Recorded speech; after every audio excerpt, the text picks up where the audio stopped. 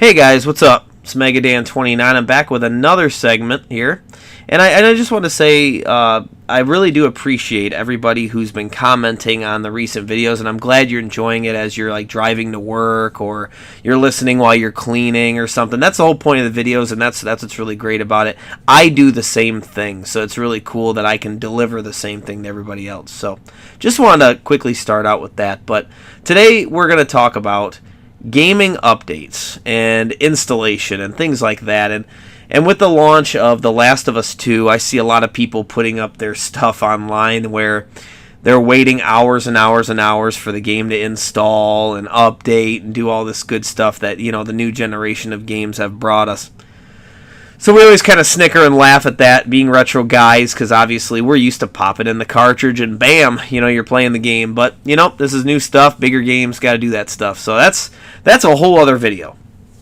But what I want to talk about today is the good and bad things about being able to update and patch games and do things like that. So obviously, I think we can all agree on the good things, right? The good things are that they can fix problems that are going on in a game, so they can release it. And if you guys have a problem with the game, I say you guys because I don't play a lot of new stuff nowadays, but if you guys have a problem with the games and you really want them to add something to the game, that something simple like maybe a button at a certain screen or whatever, just something simple, you know, they can put an update out and they can fix that. Obviously, you got your stuff that it was built for, and what that is if you're glitching or something like that, and there's this terrible glitch or something, or somebody's cheating or something like that, they can fix it, right? You know, that's the good stuff about the updates. But I kind of wanted to talk about the things that sometimes I think about updates. And what I think about updates is, well, kind of goes back to the last video about talking about shortcuts. Talking about being kind of lazy when you have too many tools. So, back when they made older games, I understand, you know, it was way less people making the games. I get that. Because, you know, you'd have somebody like, I think I looked on Contra when I was reading the collection video. They had a thing on there with the interviewer. The lead designer was being interviewed on there. And they were basically talking about there was 4 people that made Contra. There was 4 people that made Super C. There's like 4 or 5 people that made Contra 3. You know, all this crazy stuff. Obviously, nowadays, it's hundreds of people, right? Sometimes the hundreds of people. Sometimes not. But usually, it's a good amount. Anyways, I think there's bad to that too. And what I think is sometimes instead of doing things the right way and releasing a game that just works, I think the fact that there's updates, is it fair to say that a developer can get very lazy? That they can go, you know what, let's just go ahead and release this. Let's meet our date that we said we were going to do instead of pushing it back or whatever, canceling or whatever.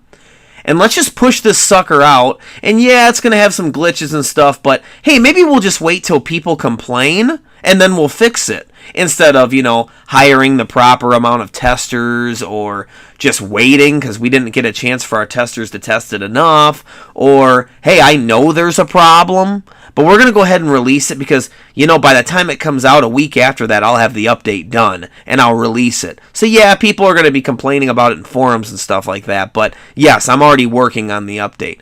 Like, isn't that stuff kind of slimy? Isn't that kind of like a bad thing? You know, I definitely think that that's what happens. Because what happens for us humans is when you start creating shortcuts and you start creating ways to manage things, I think we get lazy. And like I said, this goes back to the last video of walkthroughs and stuff like that. I think we get lazy and we just don't want to try as much. I think so. I think back in the day when they were making NES games and you knew you pretty much had one shot, man. You release a game that has all kinds of problems, and man, your game's going to get terrible reviews, and guess what? Nobody's going to buy your game. And then when you try to come out with, like, say, Super C, you try to come out with the second one or something, man, people probably aren't going to buy it, right? I mean, it's going to be really bad if you just have a glitchy mess go out there, which did happen. With the Notorious games, you can go watch AVGN and see tons of those types of videos that obviously have all the glitches and stuff like that. Your Action 52s and stuff like that.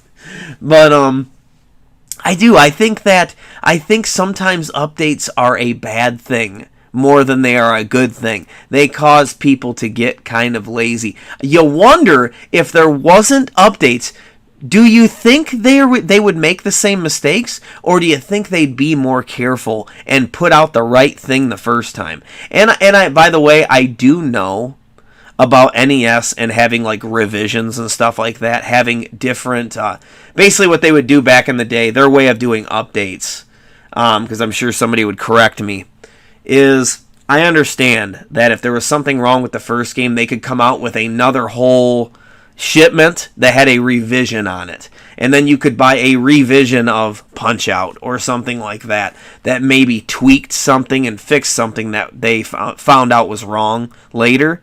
The problem is with something like that, though, is the hype of you releasing your game is already over. That's already done with. So you already struck out, man. You can go up to bat. You can go up to bat again, and you can try to hit a homer, but guess what? Instead of being a tie game now you're down 3. So the damage is already done. That's a problem with that. That's why that's different. So I understand there was revisions back then, but let me tell you, I bet there was so much pressure to do it right the first time back then. I'm sure that's when Nintendo Power is going to get a hold of it. That's when GamePro is going to look at it. Everybody's going to review it. It's the hype. It's coming out. You better deliver now. Where nowadays, hell, you could have a review happen on day one, and say you're a guy that buys it a month later. It could be a completely different game. It could be a completely different game because they can just update the crap out of it. And then pretty soon, that review needs to be re-reviewed because it's incorrect. Many times I've come across that. I'm so sorry I can't name specifics, but definitely I'll be like, man, everybody said this game had a bunch of problems. And then I would go to work and talk to my friends about it, and they'd be like, yeah, well, it used to, but I mean, it's 2 years later now. They've updated it and fixed all that. Oh, okay. Which is cool that they can do that. That's really cool, because then you don't have to buy like a new one or anything like that. But it's like, would they be lazy though? Like, I feel like it happens all the time now. How many times do you guys bring home a game and you have an update within the first 5 days? I bet you that's at least 80%. I bet you it's 80%. Because I see it online all the time. All the time. So that's what I kind of wanted to ask you guys about. I wanted to know your thoughts on that, and if you think developers today maybe get a little lazy, and there was more passion back then, or is it just that there's so many more hands in it and it's a lot more technical nowadays? But my argument with you would be with being more technical, and these games have a lot more going on nowadays. Is sure they do. Okay, there's a lot more sound, there's a lot more graphical stuff. Sure.